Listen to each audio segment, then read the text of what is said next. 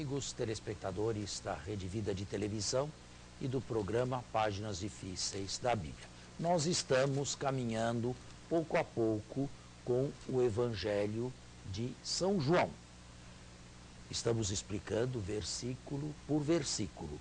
Nós paramos na semana passada, exatamente, se lhe recorda onde? No versículo 38 foi quando Do nós capítulo encerramos. sétimo.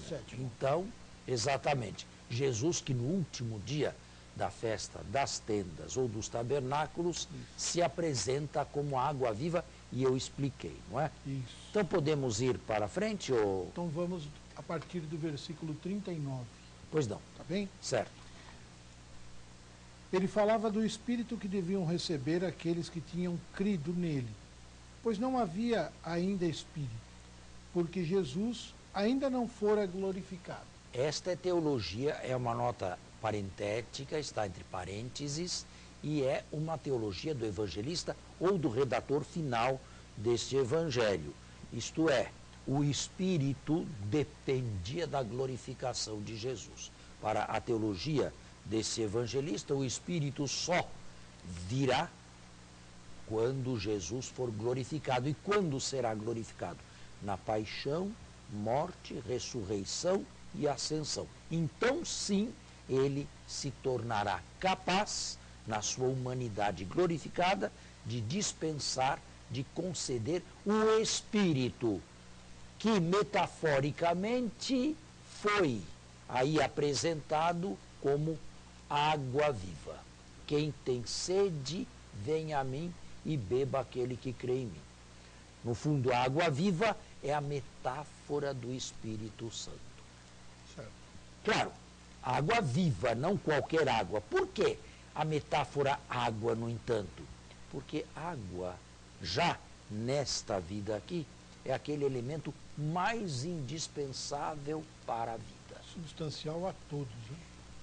O Espírito, no segundo nível, no nível sobrenatural, toma o lugar da água no primeiro nível. É o oxigênio, digamos assim. A água também é feita de oxigênio, não é? É o oxigênio do mundo espiritual. Tá certo? Então continue. Alguns entre a multidão, ouvindo essas palavras, diziam: esse é verdadeiramente o profeta. Diziam outros: esse é o Cristo. É esse o Cristo. Mas alguns diziam: porventura pode o Cristo vir da Galileia? A Escritura não diz que o Cristo será da descendência de Davi e virá de Belém? Bem, esse é um versículo interessante, porque nos deixa assim um tanto perplexos, um tanto em suspenso, sem sabermos concluir e como. Esse evangelista conhecia ele também uma tradição de um nascimento de Jesus em Belém. Na verdade, ele não fala, como Mateus e Lucas, do nascimento de Jesus. E por isso mesmo não aponta Belém. Mas nesse versículo aí estaria ele demonstrando conhecer aquela tradição que está em Mateus e em Lucas, um nascimento em Belém. Porque era a cidade da onde vinha Davi, a né? pergunta fica sem resposta. A tradição era porque era a cidade de onde vinha Davi, de onde era Davi. É, mas isto em Mateus e Lucas, e tem a sua explicação lá, não é? Não, é que a continuação da leitura fala justamente sobre isso, né? A cidade de onde era Davi, né? Certo. Uma pergunta. Produziu-se uma cisão entre o Agora, no povo... fundo, nós estamos aqui diante de mais um desentendimento, porque Jesus não é de Belém e nem de Nazaré, Jesus é do Pai. Jesus vem do alto. E isto não sabem. Imaginam saber, mas não sabem. E ignoram. Produziu-se uma cisão entre o povo por sua causa. Alguns queriam prendê-lo, mas ninguém lhe pôs a mão. Os guardas, então, voltaram aos chefes do sacerdote e aos fariseus, e estes lhes perguntaram: por que não o trouxestes? Responderam: os guardas. Jamais um homem falou assim. Os fariseus replicaram. Também fostes enganados? Alguns dos chefes ou alguém dos fariseus por acaso creram nele? Mas este povo que não conhece a lei são os malditos. Nicodemos, um deles, o que anteriormente tinha vindo a Jesus, disse-lhes: acaso nossa lei condena alguém sem primeiro ouvi-lo e saber o que fez? O que significa que mesmo entre a gama dos maiores opositores, o Sinédrio, Jesus deveria ter um ou outro simpatizante, Nicodemos. Responderam: és também Galileu? Estuda e verás que da Galiléia não surge profeta. E aqui o evangelista mostra bem o seu conhecimento da má fama da Galiléia, como aparece nos sinóticos também. Não teve nenhum profeta? Quem que era Galileu? Não, profeta Galileu, bem. Houve profetas no Reino do Norte. Elias. Jonas. Que era a antiga Galiléia, ou melhor, que existiu antes que existisse a famosa Galiléia dos Galileus. Havia Reino do Norte com o primeiro Amós, o segundo Oséias, ou Elias também era de lá, mas... Jonas era de lá? Não. Jonas é um livro que não deve ser lido historicamente. Não é? Esses três eram de lá. Bom, Amós? Do Reino do Norte, do Reino de Israel, antes que aquilo se chamasse Galiléia. Amós, Elias Amós e Oséias. Elias não é um profeta escritor. Não é? E tem uma vida legendária, já envolta em lendas na própria Sagrada Escritura. De qualquer maneira, a fama da Galiléia parecia não ser uma fama boa.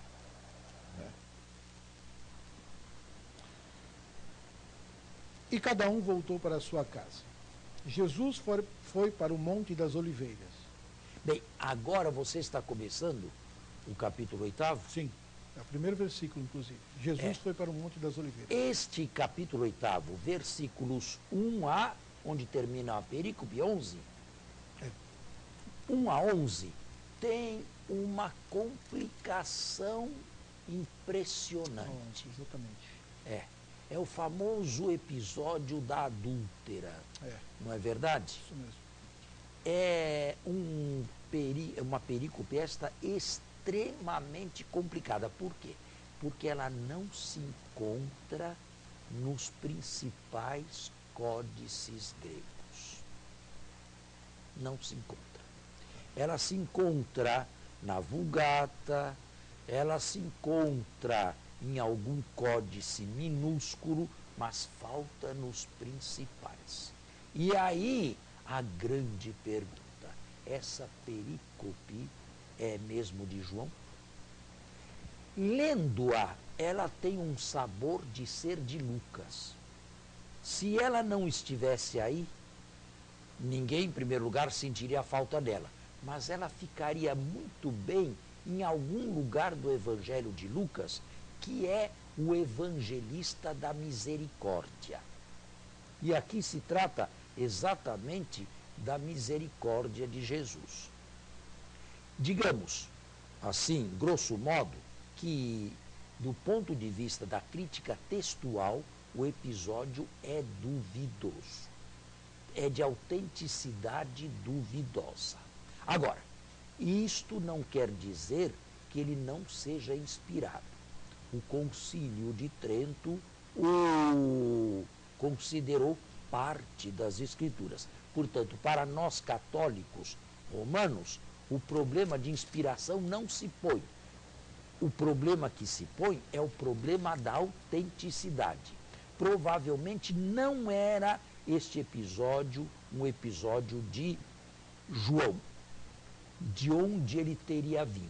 Alguns imaginam que poderia ser uma página solta de Lucas, que no decorrer da tradição manuscrita acabou indo parar, não se sabe bem como, aqui em João. Mas isto também é uma hipótese que não dá absolutamente para ser confirmada. Claro que o episódio traz dificuldades também, traz algumas dificuldades, porém eu as mostrarei à medida em que o texto for sendo lido. De qualquer maneira, ele é escritura e é, para nós católicos romanos, palavra de Deus, inspirado. O problema todo é saber se é autenticamente de João ou não. Eu, pessoalmente, não acredito que tenha vindo de João. Então a questão é ser de João ou não. Ou de alguém, de algum outro. Ou de Mateus ou de Lucas. Ou de algum outro também. Ou de algum outro. Mas, e a questão fica em pé, porque nós não sabemos como é que ele foi parar aí. Tá bem. Bem, nós vamos ter que fazer um intervalo e voltamos. Vamos de volta, e então agora você leia e eu faço as intervenções. Ok. Jesus foi para o Monte das Oliveiras. Antes do nascer do sol, já se achava outra vez no templo. Todo o povo vinha a ele, sentando-se, os ensinava. Os escribas e os fariseus trazem então uma mulher surpreendida em adultério e, colocando-a no meio, dizem: Mestre, esta mulher foi surpreendida em flagrante delito de adultério. Na lei de Moisés, na lei, Moisés nos ordena apedrejar tais mulheres. Tu, pois, que dizes? Este é um texto complicado de se entender. Em primeiro lugar, se a mulher foi pega em flagrante adultério e se a lei manda lapidar essa mulher, para que ir perguntar a opinião de um aldeão galileu? O que a opinião de Jesus influiria nesse caso aí? Se já está claro tudo o que devem fazer. Em que Jesus poderia modificar o curso dos acontecimentos? São suposições, né, que não dá nem para comentar, mas... Percebe? Não, mas percebe a dificuldade. Sim, para claro. quê? Então você percebe que o texto, intrinsecamente, internamente, tem tensões. Bom, talvez quisessem uma opinião de Jesus no sentido de incriminá-lo. Se Jesus, claro, se realmente isto se deu, a opinião de Jesus não contaria nada, não é? Mas, talvez, pronunciando-se contrário a esta mulher e insistindo na lapidação, ele perdesse aquela áurea de misericordioso, de bom, de compreensivo para com os pecadores. Se insistisse na absolvição, ele iria contra a lei de Moisés. Aí eles o teriam. Mas mesmo assim, os romanos permitiriam que uma mulher pega em adultério fosse apedrejada? Sabe, o nosso conhecimento da Palestina sob dominação romana nos tempos de Jesus é um conhecimento muito limitado. Muito limitado. E, portanto, o que nós podemos dizer? Eu só quero mostrar que existem tensões internas nesse texto aí. Tá bem. Continue.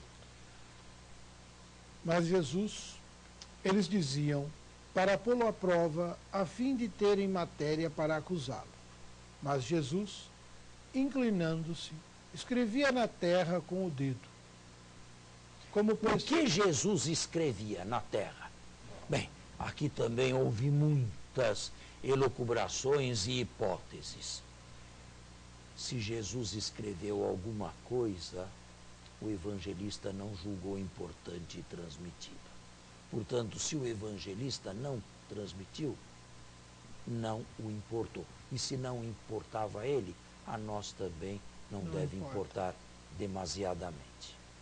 Como persistissem em interrogá-lo, ergueu-se e lhes disse: Quem dentre vós estiver sem pecado, seja o primeiro a lhe atirar uma pedra. Esta é uma frase bonita e ficou famosa, não é? Sim. Na tradição evangélica. Quem não tem pecado, atire a primeira pedra.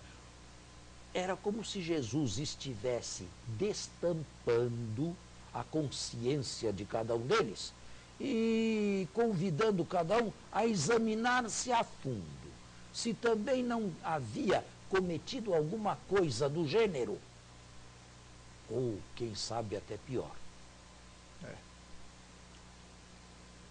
Inclinando-se de novo, escrevia na terra. Eles, porém, ouvindo isso, saíram um após outro, a começar pelos mais velhos. Bem, esse texto, mais uma vez, fica muito melhor no Evangelho de Lucas. O evangelista da misericórdia de Jesus, evangelista mansuetudinis Christi, como disse Erasmo de Roterdã. Ele ficou sozinho e a mulher permanecia lá, no meio. Então, erguendo-se, Jesus lhe disse: Mulher, onde estão eles? Ninguém te condenou? Este foi um episódio que Santo Agostinho colheu de maneira exegeticamente muito profunda e bastante bela. No final ficaram apenas dois: a miserável e a misericórdia.